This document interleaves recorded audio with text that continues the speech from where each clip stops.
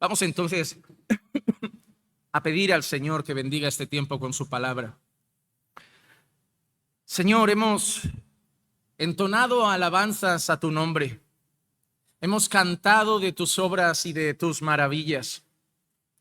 Hemos cantado, Señor, a ti porque solo tú eres digno.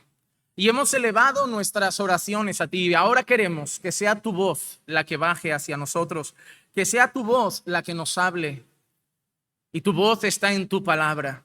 Por eso te pido, Señor, que tu palabra se pueda abrir delante de nosotros, que tu palabra pueda ser sembrada en nuestros corazones y que por tu espíritu tu palabra dé fruto en nuestras vidas. Queremos, Señor, recibir tu palabra con humildad. Quita toda dureza de nuestro corazón. Quita todo orgullo que a veces, Señor, pone freno a recibir la buena semilla de tu palabra. Haznos humildes para recibir tu palabra y simplemente como pueblo tuyo responder amén, Señor, a tu palabra y obedecerla. Enséñanos a hacer tu voluntad, pues es el deseo de nuestros corazones, como creyentes, pero también como pueblo, como iglesia. Te lo pedimos en el nombre de Jesús. Amén, amén y amén. Hermanos, para situarnos en el contexto en el que estamos, me gustaría que primero recordemos de dónde venimos. ¿Por qué? Porque el libro de Hechos es una continuidad de acontecimientos muchas veces y lo que vamos a ver hoy tiene mucho que ver con lo que terminamos viendo la semana pasada. La semana pasada veíamos a unos siervos de Dios que finalmente quedaban libres de un interrogatorio. Unos siervos de Dios que eran respaldados por el Señor Todopoderoso en la predicación de la palabra. Y finalmente veíamos cómo la iglesia estaba unida, cómo tenían las cosas en conjunto, cómo se dedicaban a la palabra. Y nos reflejaba el texto bíblico al final del capítulo 4, cómo era la peculiaridad de trabajar, de relacionarse, de congregar de los creyentes en aquella época, de esos cristianos. Y cuando nosotros mirábamos a la iglesia reunida, una de las cosas que decía el texto es que cada uno vendía sus propiedades, las ponía a los pies de los apóstoles y se repartían entre ellos de manera que no había nadie que tuviese necesidad. Nosotros hablábamos y explicábamos que eso no significa que ahora todos nosotros tenemos que vender todo, ni siquiera todos ellos vendían todo. ¿Por qué? Porque, y ya lo veíamos con lógica, si todos ellos vendían sus casas, no tendrían casa a nadie donde estar refugiado, donde vivir. Lo que sí entendíamos es que había gente de muy buena condición económica que estaba entre el pueblo de Dios y posiblemente personas que tenían varias propiedades, personas que tenían más riquezas. Ellos sí que ponían a disposición de los hermanos que tenían más necesidad algunos de sus bienes para aliviar y ayudar en su condición. Lo que sí que tenemos es un fundamento. No había apego por lo material, no había problema en despojarse de algo que ya no era necesario en nuestra vida con el fin de ayudar a un hermano. El amor que había por los hermanos, el deseo de cuidar de las necesidades unos de otros era mayor que el apego y el gusto por las cosas materiales. Y eso es lo último que vimos. Y ahora, antes de entrar en el capítulo 5, que es el que vamos a trabajar hoy, el capítulo 4 terminaba con la presentación de un hombre que va a ser importante en el relato bíblico, un hombre llamado Bernabé.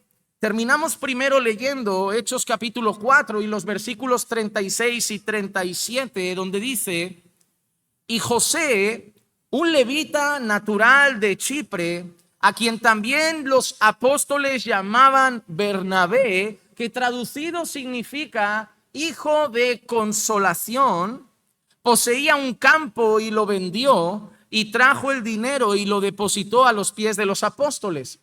Vemos aquí un hombre llamado José, pero que el nombre que más vamos a escuchar en la Biblia, el nombre que le otorgaron los apóstoles era el nombre de Bernabé, y dice que este hombre tenía un campo, lo vendió y trajo el dinero y lo depositó a los pies de los apóstoles. ¿Ven?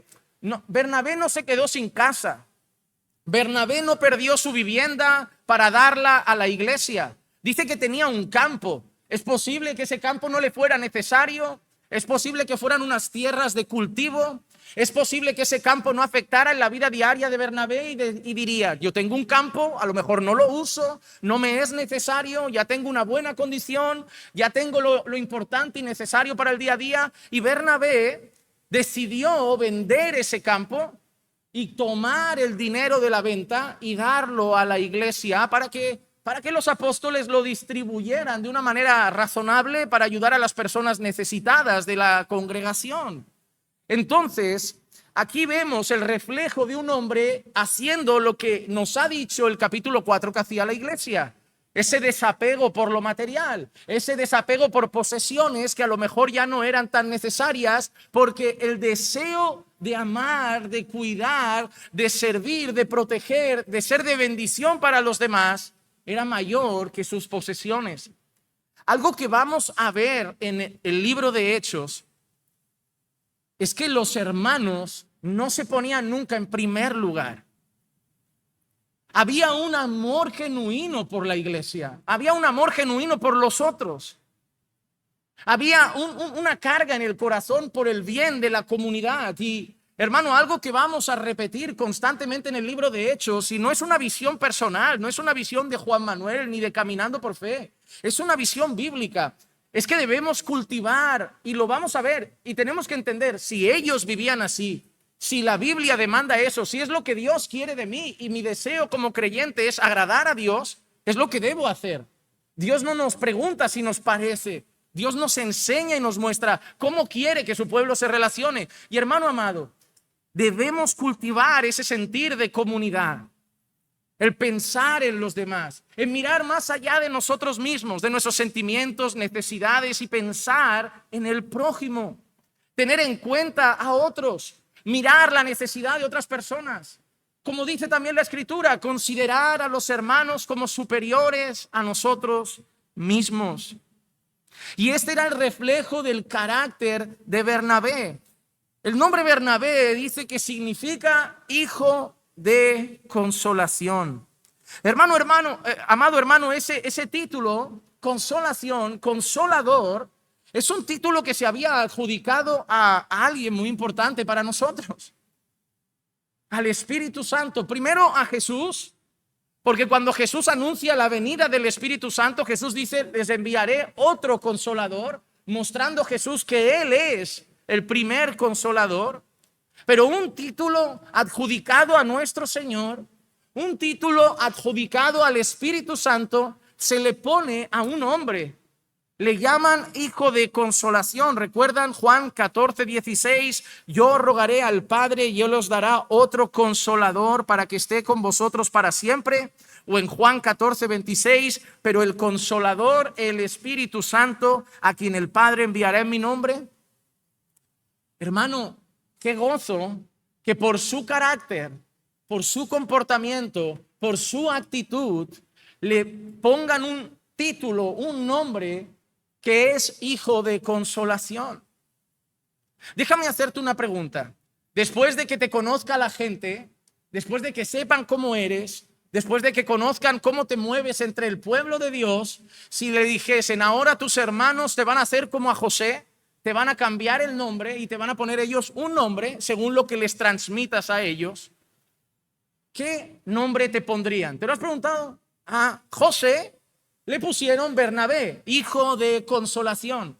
¿Cómo te llamarían a ti?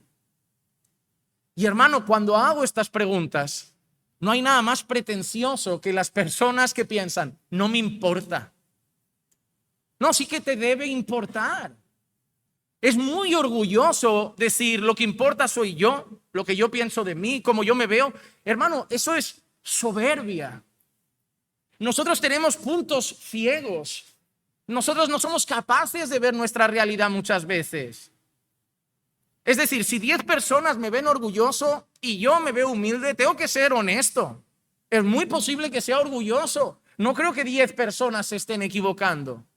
Si 10 personas dicen que soy tacaño o egoísta y yo me veo generoso, no voy a pensar que yo tengo la visión correcta y que todo el mundo se equivoca. Hermano, necesitamos humildad para no solamente pensar que yo estoy bien, sino de vez en cuando preguntar a otros, ¿me ves estar bien con el Señor? ¿Me ves bien con el Señor? Realmente la opinión ajena, claro, de gente madura en la fe, es útil en nuestro caminar con el Señor, porque nos ayuda a examinarnos con un criterio mejor. Y necesitamos ayuda para ver nuestra realidad. Y necesitamos ayuda para que cada día no yo piense que estoy bien, sino que sea evidente el carácter de Cristo en mi vida. Yo desearía que alguien me pusiera el título de hijo de consolación. Probablemente habla de un carácter amoroso, un carácter cuidador, se preocuparía por las personas, estaría atento al que sufre, miraría la necesidad de otro, cuidaría el corazón del que está abatido, y viendo ese comportamiento decidieron llamarle Bernabé, hijo de consolación. Es muy posible que el fruto del Espíritu fuese evidente en él. Gálatas 5, 22 y 23. Mas el fruto del Espíritu es amor, gozo, paz, paciencia, benignidad, bondad, fidelidad, mansedumbre, dominio propio. Contra tales cosas no hay ley. ¿Sería Bernabé un hombre que transmite ese amor hacia el prójimo, que cumplía así la ley de Cristo, que era ama a tu prójimo como a ti mismo? ¿Sería Bernabé un hombre lleno de benignidad, un hombre lleno de bondad, un hombre que transmitía ese fruto del Espíritu y que finalmente el título que le quieren poner es hijo de consolación? Pero hay una cosa que venía a mi mente cuando pensaba en Bernabé. Pensaba que cuando uno piensa como quién te gustaría ser en cuanto a la Biblia, ¿quién es tu personaje favorito de la Biblia?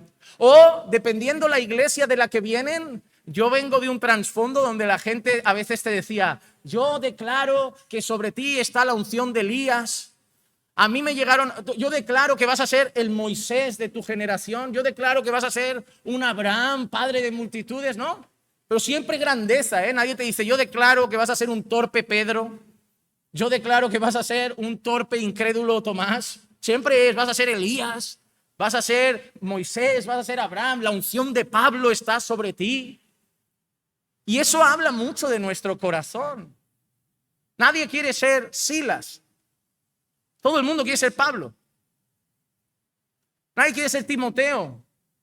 Nadie quiere ser Bernabé. Eso habla mucho de nosotros. Mira qué interesante, las personas suelen admirar a hombres como Pablo por su liderazgo e incluso por su reconocimiento, pero pocos fijan sus ojos en Bernabé, el hijo de consolación, el que está en un segundo plano, el que no destaca tanto. Eso muestra la realidad de nuestros corazones. Aunque para Dios, Bernabé y Pablo, ambos fueron siervos destacados con una función para su gloria. Pablo no es lo mismo sin Bernabé. A lo mejor Pablo en la cárcel sin Silas no hubiera cantado igual al Señor. Porque los hombres se debilitan. Los hombres se vienen abajo, los hombres se cansan, los hombres se abaten. Y el hijo de consolación puede ser esa ayuda que te anima a volverte a levantar y servir al Señor. A lo mejor tú no vas a ser un líder como Pablo, pero puedes ser una gran ayuda como Bernabé, o puedes ser un gran amigo como Silas, o un gran compañero como Timoteo. No se trata siempre de estar delante, y debemos entender que aunque algunos estén delante y otros estén más en segundo plano, el único protagonista de esta historia es Jesucristo el Señor. Sí, el Señor por su soberana voluntad hizo destacar a hombres como Juan el Bautista, hizo destacar a hombres como Pablo, hizo destacar a hombres como Pedro.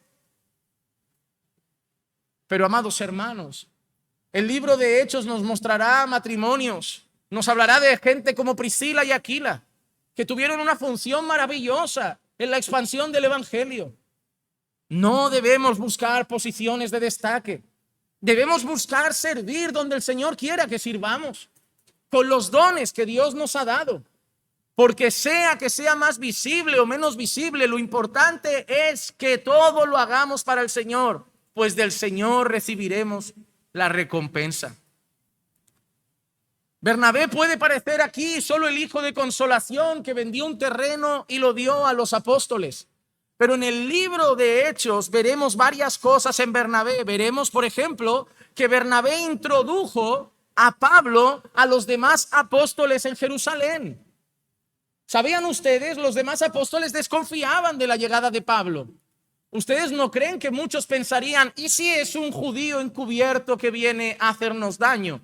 Él ya ha matado a muchos, él ha perseguido a la iglesia. ¿Y si está fingiendo una conversión? ¿Y si está fingiendo un encuentro con el Señor? ¿Y si quiere entrar dentro y revelar nuestros lugares? ¿Y dónde estamos? ¿Y dónde nos ubicamos? Y luego avisar a la policía y que vengan y nos maten a todos. Habría miedo.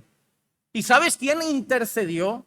¿Sabes quién dijo, no, yo lo he visto? Ahora está predicando a los judíos, ahora está arriesgándose en las sinagogas, está dando su vida por Cristo. No fue Pablo y su voz, fue Bernabé el que convenció a los apóstoles a dar un voto de confianza en lo que Dios estaba haciendo con Pablo. Además, Bernabé se volvería líder de la iglesia en Antioquía. Su buen testimonio, su dedicación al Señor, su fe evidente en sus frutos harían que Bernabé acabase siendo un líder de la iglesia en Antioquía. Además de eso, cuando Pablo es enviado por los apóstoles a las misiones, en su primer viaje misionero, el Espíritu Santo no le dice a los apóstoles, separadme a Pablo para la misión. No. Los apóstoles estaban orando, ayunando, ministrando al Señor y el Espíritu Santo dijo, separadme a Bernabé y a Saulo para la misión. Fue Dios quien escogió a Bernabé como el primer compañero de viaje en las misiones del apóstol Pablo. Incluso tuvieron que separarse porque llegó un momento donde Pablo se negó a ir con un hombre. ¿Saben quién? Juan Marcos. Pablo se negó a ir con él, no sabemos el motivo. Pablo algo vio que no le cuadraba en él, no lo vería preparado, lo vería quizá un hombre que hoy está, mañana no, con pocas convicciones. Y Bernabé insistió a Pablo, vamos con él, venga que nos lo llevamos, que será bueno traerlo. Y Pablo firme ahí, no me llevo a Juan Marcos.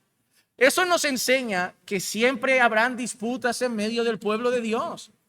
Siempre pueden pasar cosas. Nuestro corazón obviamente tiene que tender a la reconciliación, al perdón, a la gracia, a la compasión, a la misericordia. No podemos tener una utopía en la cabeza de una iglesia que solo vamos a vivir en la gloria.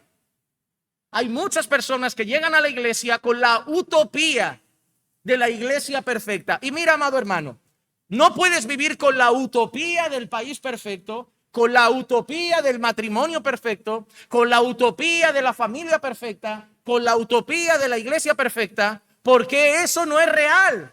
Porque mientras vivamos en un mundo donde el pecado está presente, esa utopía no será real. Tienes que aprender a convivir con tus hermanos, con tu familia, con tus compañeros de trabajo y en esta sociedad a pesar de esas cosas. Dios no nos enseñó a vivir en una sociedad sin pecado, nos enseñó a vivir en una sociedad a pesar del pecado. Y debemos entender eso, hermanos. Esa es una realidad. Habían conflictos. Y finalmente, Pablo y Bernabé se separan porque Bernabé no quiere dejar tirado a Juan Marcos. Y es bonito. ¿Por qué? Porque Bernabé se podía haber ido con el famoso. Ya Pablo tenía reputación. Pero ¿sabes con quién se va? Con el que Pablo no quiere. Con el más nuevo, con el torpe. Ahí vemos lo que es un hijo de consolación. Bernabé podía pensar, Pablo no me necesita. Pablo se apaña con cualquiera. Pablo ya puede solo. Pablo es fuerte. Pero Juan Marcos, si lo dejamos tirado, ¿cómo va a pensar? Si ahora me acerco a Juan Marcos y le digo, Juan Marcos, Pablo no te quiere. Dice que no vales para la misión. A lo mejor se viene abajo. Y Bernabé se queda con Juan Marcos. Pasa tiempo con Juan Marcos. ¿Y sabes qué? Juan Marcos acaba siendo útil para el ministerio. Y acaba siendo útil para Pablo porque alguien como Bernabé decidió dedicar tiempo al que Pablo no quiso. ¿Has visto? Pablo no era perfecto. Y Marcos finalmente es útil para Pablo. Pero ¿quién le dedicó tiempo a Marcos? ¿Quién intercedió por Pablo? Sí, amados hermanos, Pablo es el rey para todos. Es el que escribió más libros, el que plantó más iglesias, pero Pablo empezó con la ayuda de Bernabé. Marcos empezó con la ayuda de Bernabé. Seguramente Bernabé llegó al cielo y Dios le dijo: buen siervo y fiel, en lo poco has sido fiel, en lo mucho te pondré. A lo mejor, en vez de orar para ser un Pablo, deberíamos orar para ser un Bernabé. Decir: Señor, ¿sabes qué? Yo no tengo esos dones, pero claramente a Él lo estás usando. Déjame ser una ayuda, porque se va a venir abajo, se va a poner triste. Déjame ser alguien que le levanta los brazos. ¿Recuerdan Moisés en una batalla orando? Que mientras Moisés tenía los brazos levantados, Israel prevalecía. ¿Pero qué le pasaba a los brazos de Moisés? Se cansan. Y todo el mundo piensa en Moisés, pero esa guerra no la luchó solo. Porque Moisés se cansa, los brazos se vienen abajo, pero dos hombres llegaron no a ser los que más destacaron y solo hicieron una cosa. Uno sostenía un brazo, otro sostenía otro y finalmente Dios dio la victoria. Todos quieren ser Moisés, pero algunos pueden ser el que sostiene los brazos de Moisés. Lo que quiero decir es que no se trata de lo que yo quiero ser, se trata de lo que Dios quiere que sea. Y cualquier cosa que haga para el Señor será de la misma manera vista como honrosa delante del Dios Todopoderoso. Así que dejamos a un lado a Bernabé, el hijo de consolación, el que refleja el carácter de la iglesia, habiendo vendido un terreno y poniéndolo a disposición. Y ahora vamos a ver a unos personajes totalmente distintos. Por eso he querido empezar con Bernabé. Por eso no he querido terminar el capítulo 4 la semana pasada, sino empezar con Bernabé. Porque el contraste de Bernabé lo vamos a ver ahora con un matrimonio, Ananías y Zafira. Entramos entonces en Hechos, capítulo 5, y los versículos 1 y 2 dice: pero cierto hombre llamado Ananías, con Zafira su mujer, vendió una propiedad y se quedó con parte del precio. Sabiéndolo también su mujer, y trayendo la otra parte, la puso a los pies de los apóstoles. Ananías y Zafira vendieron una propiedad, recibieron una herencia, vendieron una propiedad. Y de todo lo que recaudaron de esa propiedad, ellos en casa tuvieron una charla, hablaron entre ellos y se pusieron de acuerdo en decir: mira, no vamos a dar todo esto. Quizá era mucha cantidad, quizá era mucho dinero, quizá era un precio elevado. Y tanto Ananías y Zafira tuvieron una conversación privada, pero dice el texto que los dos estaban de acuerdo, que los dos sabían de esto y decidieron sacar una parte del precio y llegar a los apóstoles con una parte y ellos quedarse la otra. Ahora, ¿qué de malo hay en eso? ¿Qué de malo hay? Aparentemente nada, ¿no? Aparentemente nada. ¿Por qué? Porque lo que yo veo aquí es un matrimonio que está dando una parte de algo que ha vendido. Es decir, si tú a lo mejor vendieras algo o recibes algo y dices: mira, pastor, he querido traer esto, una parte a la iglesia, yo no te voy a mirar y decir: hermano, o todo o nada, aquí o me traes la herencia completa o ¿de qué vas? Yo no voy a decir eso. Oye, gloria a Dios. La Biblia dice que cada uno dé como propuso en su corazón. La Biblia dice que cada uno dé con alegría, porque Dios ama al dador alegre, no por obligación. Entonces, ¿qué de malo hay? ¿Qué de malo hay? ¿Por qué pasó esta desgracia con Ananías y Zafira? ¿Por qué pasó esto? Si no tiene nada de malo. Si la regla en la iglesia era dar lo que cada uno disponía. El problema entonces está en el corazón. No está en la cantidad que dieron. No está en la cantidad. Porque luego vamos a ver que mintieron. El problema de ellos, y lo que veremos, es que Pedro los va a acusar de haber mentido. Pedro les va a decir: no habéis mentido a los hombres, habéis mentido a Dios. Y cuando Pedro dice que han mentido, revela algo. Vendieron una parte del precio, pero seguramente no dijeron que era una parte. Porque dar una parte no tenía nada de malo, no era obligatorio dar todo. Pero si Pedro dice que el problema es que han mentido, la cuestión entonces es que seguramente llegaron y dijeron: esto es todo lo que hemos recaudado, esto es todo lo que hemos obtenido y queremos poner todo para la iglesia. Quiero dar todo a la obra, quiero dar todo al Señor. Y ahí vemos cuál fue el pecado. El pecado no fue dar una parte. Yo veo dos pecados aquí, dos pecados que quiero mencionar y que Dios nos libre en el corazón de ellos. En primer lugar, ellos revelaron la condición de su corazón. En Colosenses 3:5 dice: por tanto, considerad los miembros de vuestro cuerpo terrenal como muertos a la fornicación, a las pasiones, a los malos deseos y a la avaricia, que es idolatría. Ellos empezaron a mostrar un pecado interno. Ellos revelaron con esa actitud la condición de su corazón. ¿Y cuál era? Un corazón que tenía el mayor mal de todos. Primera de Timoteo, capítulo 6 y versículo 10, el apóstol Pablo dice: porque la raíz de todos los males es el amor al dinero, por el cual, conociéndolo, algunos se extraviaron de la fe y se torturaron con muchos dolores. Una enseñanza clara del Señor Jesús en Mateo 6:24 es: nadie puede servir a dos señores.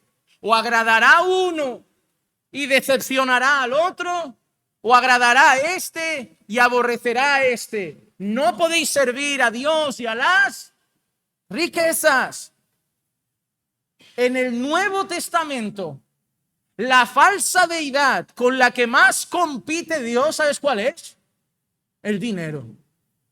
Cuando leemos el Antiguo Testamento vemos a Baal, ¿verdad? Vemos todo el tiempo a Israel torciéndose a Baal, a falsos dioses. Pero cuando vemos el Nuevo Testamento no vemos a Baal, ya no vemos a Asera. Lo que más vemos es el dinero. Constantemente advertencias de guarda tu corazón de amar el dinero. ¿Recuerdan el joven rico? ¿Lo recuerdan? Maestro bueno, ¿qué haré para ganar la vida eterna? ¿Conoces la ley? ¿Y qué dice? No solo la conozco, sino que la he guardado desde mi juventud. Y entonces el Señor Jesús, ¿qué le dice? Está todo bien, has hecho lo más complicado, haz lo más fácil. Vende todo lo que tienes, dalo a los pobres y vente conmigo. Y en este contexto que leemos, que se fue triste porque tenía muchas posesiones, se fue triste porque tenía muchos bienes.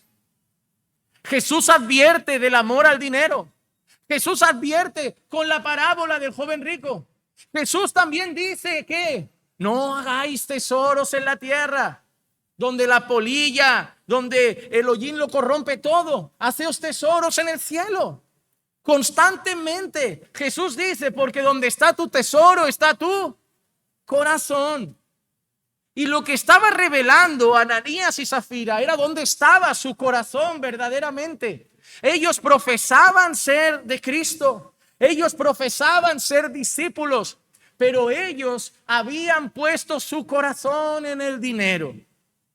Así que el primer pecado que vemos reflejado en la actitud de Ananías y Zafira es el amor al dinero, elevar el dinero a la estatura de un señor. Y hermano amado, te pido en el nombre del Señor Jesucristo, guarda tu corazón de elevar el dinero a que sea tu Señor. Que sea Cristo tu mayor gozo, que sea Cristo tu mayor paz, que sea Cristo tu mayor alegría, que lo que te da sensación de seguridad no sea el dinero que llega a fin de mes, sino el Cristo que va delante de ti. Que Cristo sea tu único Señor. Porque todos nuestros corazones están sujetos a desviarse a otros ídolos. Pero el segundo pecado que veo aquí, y espero que puedan verlo también con claridad, en el Sermón del Monte, Jesús dijo en el capítulo 6, guardaos de practicar vuestra justicia para ser vista delante de los hombres. ¿Recuerdan cuando decía cosas como, si vas a dar un donativo, si vas a dar una limosna, no toques trompeta? Que tu mano derecha no sepa lo que ha hecho tu mano izquierda. En esa advertencia está el corazón que quiere dar para ser visto, que quiere dar para ser reconocido. ¿Y qué veo aquí? Veo hipocresía religiosa. ¿Por qué? ¿Ellos tenían que dar todo? No. ¿Había algo de malo si llegaban y decían a los apóstoles, mirad, hemos vendido esto y hemos decidido ofrendar todo esto? ¿Había algo de malo? No, porque no tenían por qué ofrendar nada. No había un mandato obligatorio de tienes que hacerlo. Podían simplemente llegar y decir, mira, he vendido esto, he sacado esta parte, con mi mujer hemos llegado a un acuerdo y queremos dar esto a la iglesia. Oye, ¿qué habrían dicho los apóstoles? Muchas gracias, gracias por la generosidad, porque no teníais por qué dar nada, ya habéis querido dar una parte. Pero ellos mintieron, porque ellos llegaron diciendo que, mira, hemos vendido y esto es todo, queremos dar todo para la obra, queremos dar todo para el Señor. Querían lucir, querían exhibir su espiritualidad, querían decirles, yo no tengo amor por el dinero, yo soy el gran donador en la iglesia, yo soy un ejemplo para otros que no quieren dar nada, yo sí doy, yo lo doy todo. Querían exhibir algo que no era real. Querían alardear. Y hermano amado, algo que me enseña la Escritura, si quieres alardear, recibirás aplausos, pero no de Dios, de los hombres. El Señor Jesús dice que el que quiere practicar su justicia para ser visto por los hombres, recibirá su recompensa. ¿Sabes qué quiere decir el Señor Jesús? Que si lo que quieres es impresionar a las personas, es fácil y lo vas a recibir. Si quieres que la gente te vea como el gran espiritual sin serlo, lo vas a conseguir. Si quieres que la gente te vea como el gran hombre de Dios o la gran mujer de Dios, lo vas a conseguir. Porque la gente solo va a ver lo que tú le enseñas un rato. Y los vas a convencer. Y de ellos recibirás tu recompensa. Pero Jesús dice claro, pero no de tu Padre que está en los cielos.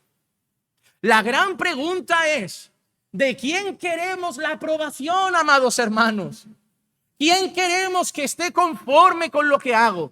¿Quién queremos que esté conforme con las decisiones que tomo? ¿Quién queremos que esté conforme con nuestras actitudes? Sí, dar buen testimonio es importante, pero agradar a Dios es nuestro fundamento. Yo no quiero que los hombres me vean como alguien espiritual si no lo soy. Yo quiero que Dios se complazca en mi manera de ser, que Dios se complazca en mis actitudes, que Dios se complazca en mi corazón, que Dios se agrade de mi manera de conducirme. Convencer a una iglesia de ser un gran hombre de Dios es fácil. Es subir aquí, estar siempre presente en los cultos, predicar con pasión, hablar la palabra, acercarse a ellos, saludar a todas las personas. Oh, qué pastor bueno tenemos. Saluda siempre que puede a todos, va corriendo por la sala saludando, quiere saludar a cada uno. Eso no lo hacen todos, pero ¿y si yo lo hago solo para ese comentario? ¿Y si no lo hago de corazón? ¿Y si mi deseo no es saludarlos, sino que la gente diga, no, cómo es él? Eso solo yo lo sé, ¿verdad? Vosotros os lleváis el saludo de decir, oye, una iglesia grande y corre por la sala intentando saludar. Vosotros os lleváis eso, pero yo solo sé la verdadera motivación de mi corazón. Solo yo. Y amado hermano, por eso digo es fácil. Es fácil complacer a los hombres. Pero la pregunta es, ¿de quién quiero la recompensa? ¿De quién quiero el aplauso? ¿De quién quiero la sonrisa? ¿De quién quiero la aprobación? La pregunta es, ¿te conformas con que la gente te alabe, pero llegar a casa y que Dios diga, eres un vil hipócrita como los escribas y fariseos? Hermano, ese fue el segundo pecado de Ananías y Zafira. Quisieron alardear de algo que no eran. Quisieron exhibir lo que no tenían. Quisieron mostrar lo que no era real. Así que también les digo y me digo, en el nombre del Señor Jesús, guardemos nuestros corazones de querer alardear nuestra fe. Guardemos nuestros corazones de querer exhibir una vida espiritual que no es real. Guardemos nuestros corazones de querer exhibir una espiritualidad que no es consistente en nuestra vida privada. Ese fue el pecado de Ananías y Zafira. Pero seguramente alguien estaba escuchando su conversación. Alguien estaba cerca de ellos, escuchando de lo que hablaban. Un enemigo feroz que tenemos todos nosotros.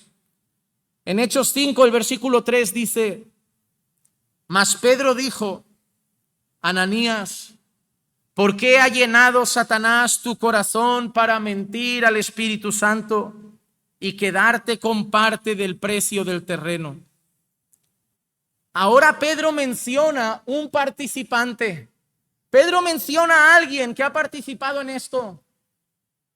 Pedro pregunta: Ananías, ¿por qué ha llenado Satanás tu corazón para mentir al Espíritu Santo? Hermanos amados, Satanás es real. Satanás existe. Satanás no juega. Yo no quiero decir que Satanás tiene la culpa de lo que pasó aquí, porque la Biblia dice que cada uno es tentado de sus propias concupiscencias. Yo siempre lo veré de esta manera. Satanás no peca por mí, pero Satanás ayuda a que mi pecado sea peor. Satanás colabora con mi pecado. Yo peco, pero lo voy a plantear de esta manera. Cuando Ananías y Zafira se juntaron a hablar, no descartamos que Satanás podía susurrar al oído: ¿por qué darlo todo?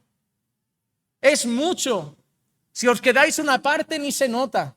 Es tanta la cantidad que si dais solo una parte parece que lo dais todo, porque habéis sacado un gran pellizco. El pecado es de Ananías y Zafira. El pecado es la codicia de su corazón. El pecado es su amor al dinero. Pero Satanás participa con tentaciones. El libro de Efesios dice: vestíos de toda armadura de Dios, para que podáis estar firmes contra las insidias del diablo. El diablo tiene insidias. La Biblia dice: no se ponga el sol sobre vuestro enojo, ni deis lugar al diablo. ¿Se puede dar lugar al diablo cuando prolongamos el enojo en el corazón? La Biblia dice: marido y mujer, no os neguéis el uno al otro, a no ser por un periodo corto de tiempo, de mutuo acuerdo y para buscar al Señor, no sea que Satanás os tiente. Satanás puede tentar a un matrimonio que se priva de intimidad. Cuando hay roces en la iglesia, la Biblia dice: poneos de acuerdo para que Satanás no tome ventaja. Satanás puede aprovechar momentos de tensión y discordia en la iglesia para meter más cizaña y que el golpe sea más grande. Y así podemos seguir con muchas referencias. Amado hermano, Satanás te odia. Satanás odia que estés bien con Dios. Satanás odia que tu matrimonio esté bien. Y Satanás odia que estés bien con la iglesia.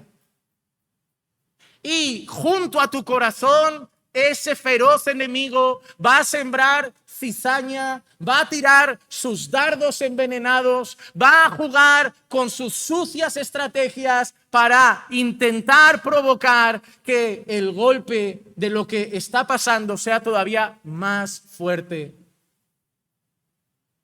Satanás estuvo presente en la tentación. Nosotros tenemos un llamado en medio de todo esto. Santiago 4:7 dice: por tanto, someteos a Dios, resistid pues al diablo y él huirá de vosotros. Amados hermanos, somos llamados a resistir a Satanás. ¿Y cómo resisto al diablo? No dice que esté orando diciendo: yo reprendo todo espíritu de lujuria, yo reprendo todo espíritu de mentira, yo reprendo todo espíritu de engaño. No es lo que dice Santiago. Santiago dice: someteos pues a Dios. La manera de no sucumbir al diablo es hacer la voluntad de Dios. Por ejemplo, imagínate que tu cabeza está empezando a pensar cosas que son contrarias a la voluntad de Dios. Pensar mal de tu esposo, pensar mal de tu esposa, pensar mal de tus padres, pensar mal de tus hermanos, de tus pastores. Y tú sabes, porque conoces Biblia, que eso no viene de Dios. Entonces, ¿cómo resisto al diablo, a sus artimañas, a sus dardos envenenados y lucho incluso contra mi propia carne? ¿Qué dice la Biblia? Todo lo bueno, todo lo justo, todo lo que es digno de alabanza, en eso pensad. ¿Y cómo combato yo esos dardos? Sometiéndome a lo que Dios dice. Voy a centrar mi mente en lo que Dios dice que debo pensar. Tú decides si das rienda suelta a lo que está pasando en tu cabeza o si te sometes a Dios y finalmente el diablo huirá de ti. Las propias luchas de tu corazón, junto a las artimañas de Satanás, solo pueden vencerse sometiendo nuestra vida a la voluntad de Dios. Yo sufro muchos ataques cada año. Hay una realidad que no quiero que la tomen como algo místico. Para mí es una vivencia personal. Ser pastor considero que es ser un foco de ataque de las artimañas del enemigo. Creo firmemente que si tú caes, será doloroso y podremos restaurarte con fuerzas. Pero creo firmemente que si caigo yo en pecado grave, el golpe para la iglesia será mucho mayor. Creo que si yo tomo decisiones difíciles, precipitadas, hago cosas equivocadas, el golpe a la iglesia será mucho mayor. Cuando hablando del Señor Jesús, la Biblia dice, heriré al pastor y las ovejas se dispersarán. Yo creo que hay un principio. Si yo tumbo al pastor, si hago caer al pastor, si hago renunciar al pastor, el zarandeo en la congregación será mucho mayor. Y creo que por eso salimos, o personalmente yo, cada semana abatido. ¿Saben los pensamientos que pasan por mi cabeza cada vez que salgo del púlpito? Las preguntas que le hago a mi esposa, las cosas con las que combato en el corazón. Y no es victimizarme, yo sé que conviviré con eso el resto de mi vida. Pero quiero que sean conscientes de que la lucha es real. ¿Y cómo combato yo eso? Estudio la palabra y simplemente me digo, no tengo que hacer lo que siento, no tengo que hacer lo que pienso, tengo que hacer la voluntad de Dios. Y si mi corazón me dice A, pero Dios dice B, yo haré B, porque Dios vale más que mi corazón. Y si mi mente me dice derecha, pero Dios me dice izquierda, yo iré izquierda, porque Dios vale más que mi mente. Hermano, esas luchas tú también las puedes tener en mayor o menor escala, en relación a tu trabajo, en relación a tu matrimonio, en relación a tu congregación, en relación a tus hermanos, a tus amigos, muchas cosas. Pero solo te doy un consejo: cuando tu vida te diga A, pero Dios te diga B, si eres de Cristo, sométete a Dios y a su voluntad. Y finalmente Dios te ayudará en esa debilidad. La manera de resistir al diablo es sometiéndonos a la voluntad del Dios Todopoderoso. El versículo 4 de Hechos 5 nos muestra que la ofensa no fue contra cualquiera. Porque Hechos 5:4 sigue diciendo, mientras estaba sin venderse, no te pertenecía, y después de vendida, no estaba bajo tu poder. ¿Por qué concebiste este asunto en tu corazón? No has mentido a los hombres, sino a Dios. Pedro, movido por el Espíritu Santo, le dice a Ananías que ha mentido a Dios. Pero ¿recuerdan lo que le ha dicho en el versículo 3? ¿Por qué has dejado que Satanás llene tu corazón y mientas contra él? Espíritu Santo. Y ahora dice, no has mentido a los hombres, has mentido a Dios. Conclusión, el Espíritu Santo es Dios. Si el versículo 3 dice, no has mentido has mentido al Espíritu Santo, Y el versículo 4 dice, ¿has mentido a Dios? El Espíritu Santo es Dios.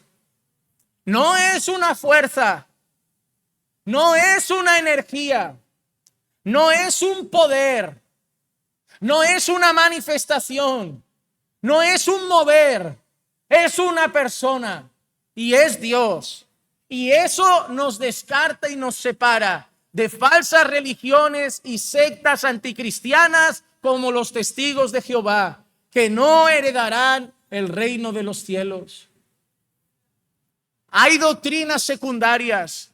Podemos convivir con algunas diferencias entre nosotros, pero hay una realidad. Negar que el Espíritu Santo es Dios o negar que Jesús es Dios, eso va contra la fe cristiana. Y no heredarán el reino de los cielos quienes cometan tal blasfemia y herejía. La Biblia es clara cuando habla del Espíritu Santo. Déjame darte algunas referencias. Por ejemplo, en 1 Timoteo 4:1 dice, pero el Espíritu dice claramente.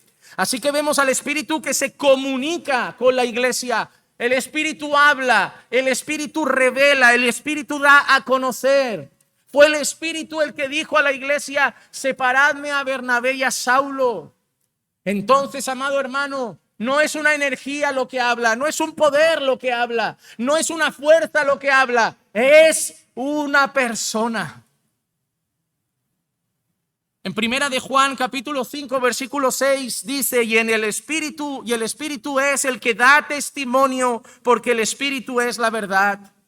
El Espíritu da testimonio, el Espíritu testifica. Eso no lo hace, repito, una energía, eso no lo hace una fuerza, eso no lo hace un poder, eso lo hace una persona como nosotros cuando fuimos llamados por el Señor a dar testimonio de Cristo.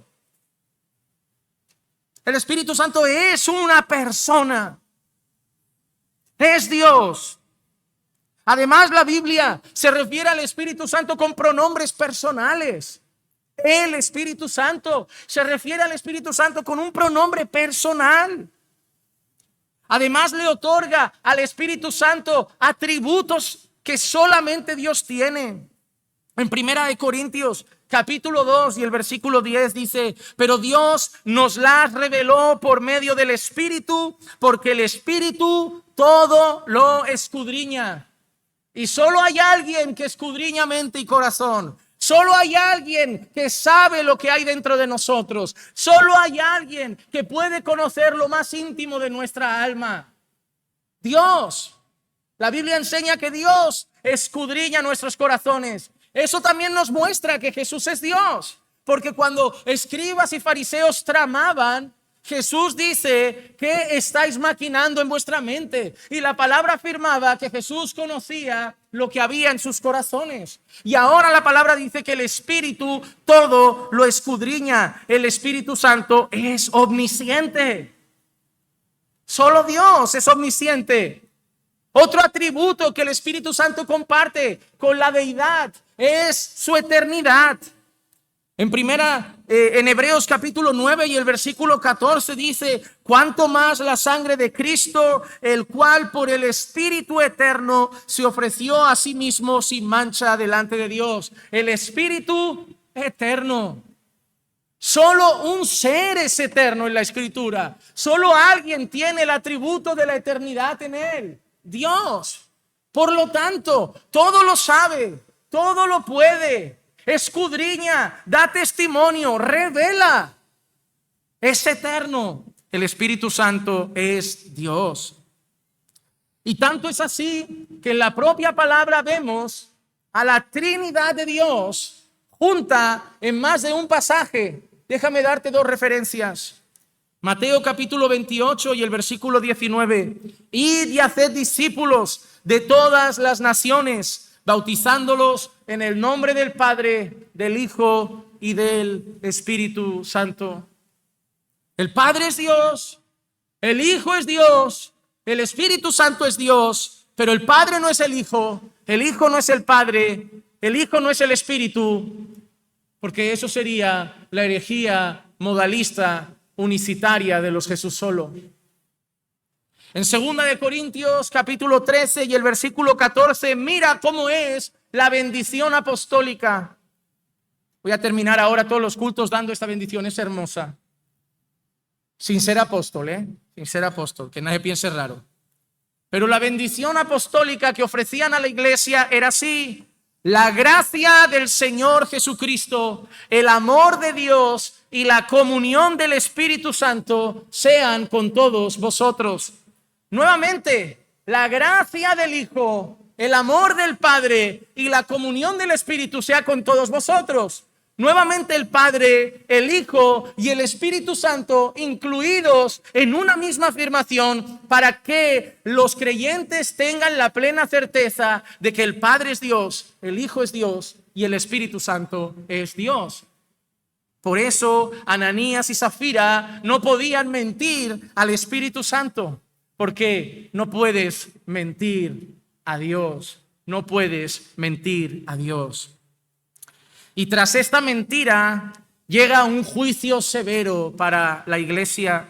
Versículos 6 al 10 dice así: al oír Ananías estas palabras, cayó y expiró, y vino un gran temor sobre todos los que lo supieron. Y los jóvenes se levantaron y lo cubrieron, y sacándolo le dieron sepultura. Después de un lapso de como 3 horas, entró su mujer, no sabiendo lo que había sucedido. Y Pedro le preguntó: dime, ¿vendisteis el terreno en tanto? Y ella dijo: sí, ese fue el precio. Ahí ves que está claro que mintieron. Dice: entonces Pedro le dijo: ¿por qué os pusisteis de acuerdo para poner a prueba al Espíritu del Señor? Mira, los pies de los que sepultaron a tu marido están a la puerta y te oyeron y te sacarán también a ti. Al instante ella cayó a los pies de él y expiró. Al entrar los jóvenes la hallaron muerta y la sacaron y le dieron sepultura junto a su marido. Hermanos, ¿esto es el Antiguo Testamento o es el Nuevo Testamento? Repito, ¿estamos en el Antiguo Testamento o el Nuevo Testamento? ¿Jesús ya ha muerto? ¿Jesús ya ha pagado por nuestros pecados? Porque existen algunas personas que consideran que Dios ahora, después de Cristo y que la gracia nos alcanzó, no trae juicios severos. Jesús ha muerto, ha pagado por nuestros pecados. En la cruz derramó su sangre y Dios acaba de matar. No ha sido Pedro, ¿Sería un infarto fulminante? Solo dice que en un instante expiraron. Lo que me viene a mí a la mente es un infarto fulminante, que deje de latir el corazón, algo que los desplomó repentinamente. Pero hay una cosa que es cierta, hermanos: no lo hizo Pedro, no lo hicieron los apóstoles, no lo hizo la iglesia, lo hizo Dios. ¿Recuerdan 1 Corintios capítulo 11? Cuando habla de la cena del Señor, dice: por tanto, pruébese cada uno a sí mismo y coma así del pan y beba de la copa, porque el que come y bebe sin discernir correctamente el cuerpo del Señor, come y bebe juicio para sí. ¿Y qué sigue diciendo? Por lo tanto, por eso hay muchos débiles y enfermos entre vosotros y muchos duermen. ¿Y qué significa la palabra duermen? Hay débiles, hay enfermos y otros se están echando la siesta. ¿No? La palabra dormir en la Escritura se utiliza para la muerte. Significa que por haber tomado la cena del Señor indignamente, el Señor trajo debilidad a unos, el Señor trajo enfermedad a otros, y en su soberana voluntad el Señor trajo muerte a algunos. Hermano, 2 cosas tienes que saber de Dios. Me gusta cómo lo expresa Romanos capítulo 11 y el versículo 22. Mira pues la bondad y la severidad de Dios. Severidad para con los que cayeron, pero para ti bondad de Dios si permaneces en su bondad. De lo contrario, tú también serás cortado. ¿Qué quiere Pablo que miremos? La bondad de Dios. el amor de Dios, la misericordia de Dios. Sí, pero no solo eso. ¿Qué quiere Pablo que miremos? Mira pues la bondad y la severidad de Dios. Hermano, tú tienes que tener una visión completa de Dios. Pablo no quiere que solo veamos la bondad de Dios, quiere que veamos su bondad y su severidad. Cuando nosotros hemos leído el libro de Hechos, ¿Dios ha libertado de la prisión ya a gente, sí o no? Sí. ¿Dios ha hecho multiplicarse la iglesia con muchas conversiones, sí o no? Sí. ¿Dios ha respaldado con señales y milagros a los apóstoles ya curando a un hombre paralítico, sí o no? Sí. Estamos viendo la bondad de Dios, ¿no?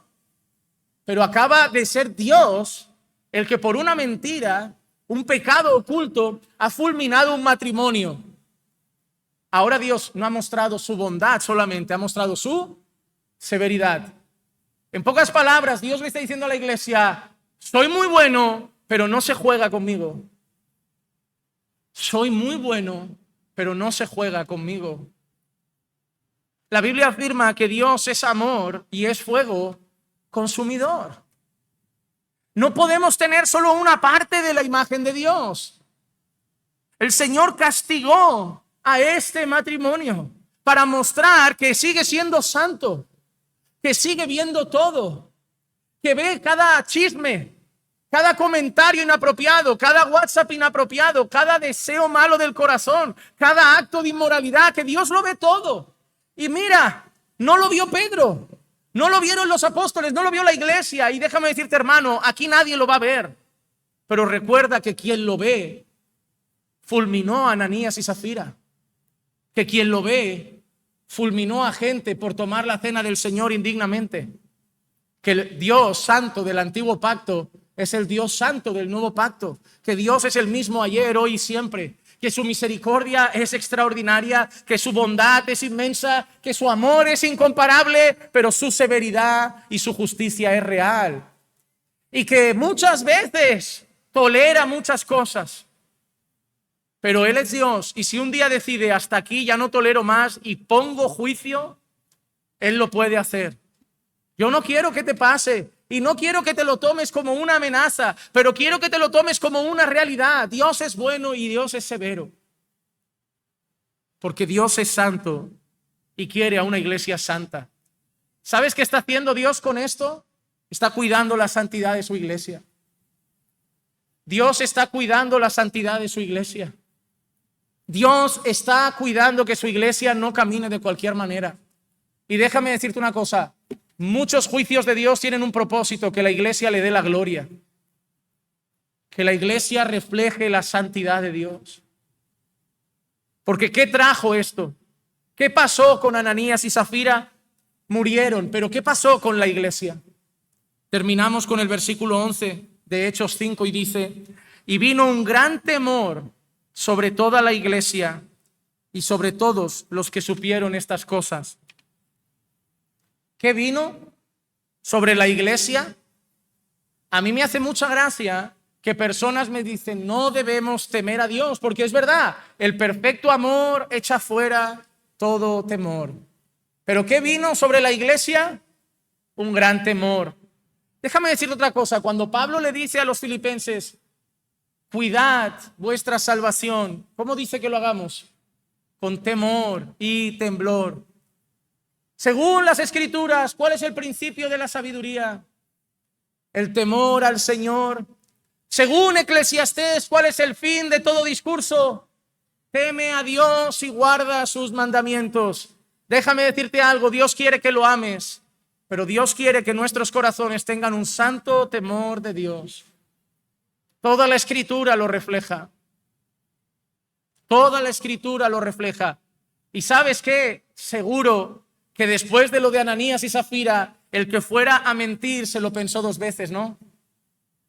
Sí. Oye, ¿qué les pasó, no? Que mintieron, que dijeron que habían vendido y dieron todo y era mentira, dieron solo una parte. Y a lo mejor uno le dijo a la mujer: niña, quita eso.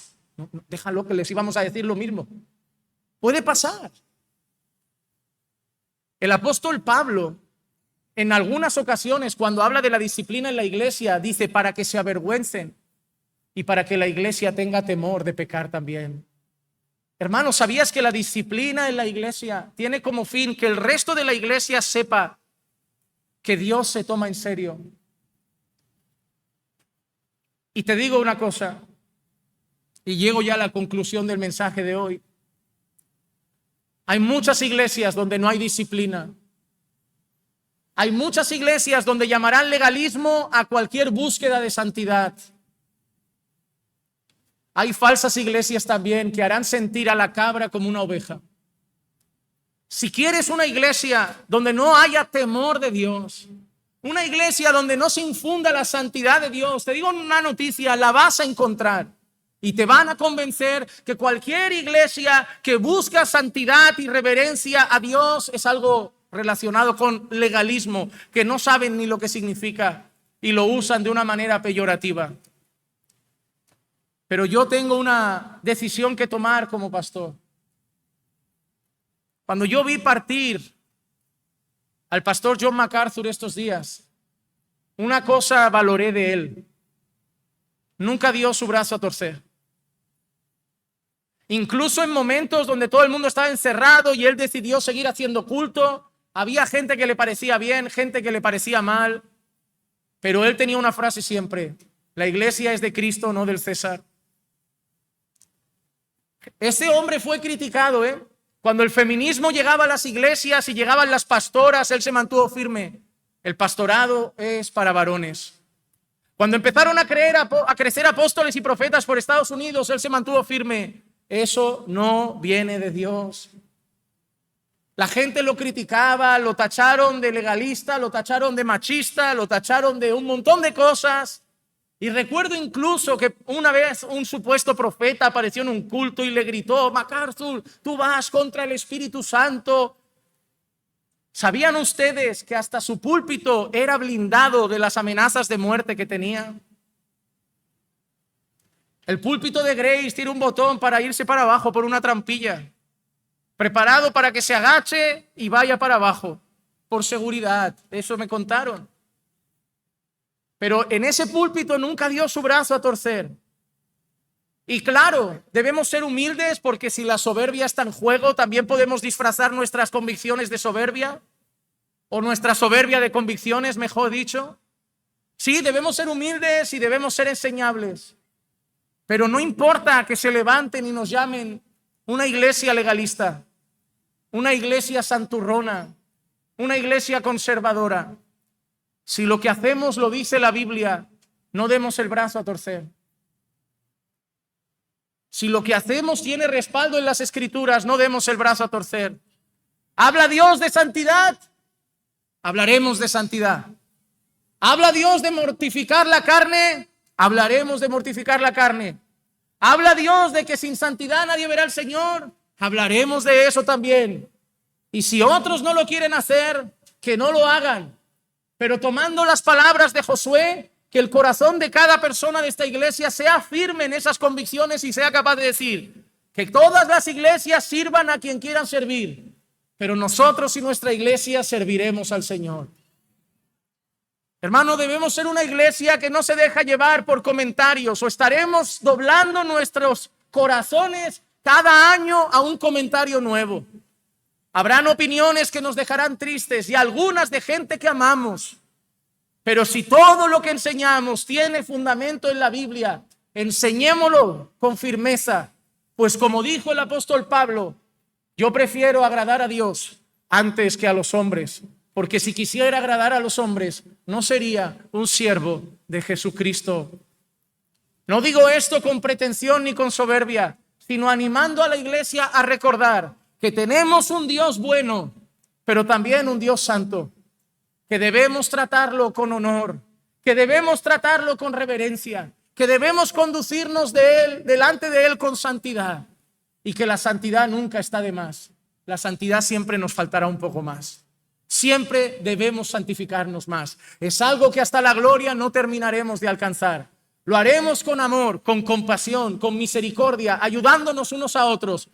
Pero como dice Pablo a los tesalonicenses, pues esta es la voluntad de Dios, vuestra santificación. Amado hermano, Dios había demostrado durante muchos días su amor y apoyo y bondad para con la iglesia, pero este día demostró su santidad y su justicia. Y quiero recordar a todos los que están aquí que nuestro Dios nos ama, que nuestro Dios nos bendice, que nuestro Dios nos ha traído hasta aquí, pero que nuestro Dios sigue siendo santo. Que el lema de nuestra iglesia esté fundamentado en el amor de Dios en el Evangelio, pero que recordemos las benditas palabras que se deberían grabar en todo corazón y lugar donde se adora al Señor. Santidad al Señor. Santidad al Señor. Que Dios nos ayude a ser una iglesia revestida de amor, revestida de compasión, revestida de bondad, pero también una iglesia que unos a otros nos ayudamos y animamos a crecer en santidad. Pues esa es la iglesia, no que Juan Manuel quiere, no que el pastor Marcos quiere, es la iglesia que Dios quiere. Y esta disciplina tenía una finalidad: infundir temor en el corazón de la iglesia y de las personas que habían alrededor, para que la gente supiera: Dios es bondadoso, pero Dios es santo. Que no sean mis palabras, sino las de Dios, el Espíritu Santo, las que te convenzan de estas verdades que no son mías, sino de Dios mismo. Vamos a orar. Señor, te damos gracias por tu palabra que nos enseña, que nos consuela, pero también que nos exhorta y que nos desafía. Señor, te pido que como iglesia siempre podamos mirar a Cristo y ver en Él, Señor, tu amor, pero también ver en Él y en la cruz tu justicia y santidad. Ayúdanos a caminar en amor, en bondad y compasión, pero también ayúdanos a caminar en integridad, en justicia y en piedad. Que nos ayudemos unos a otros a crecer en el amor y en las buenas obras. Ayúdanos a ser una mano extendida como la de un Bernabé, un hijo de consolación para todos aquellos que están débiles, y juntos fortalecernos los unos a los otros para ser una iglesia no que agrada a los hombres, pero sobre todo una iglesia que te agrada a ti, pues no es nuestra, tú eres el Señor de la iglesia. Y te pedimos todo esto en el nombre de Jesús. Amén, amén y amén. Estamos bendecidos.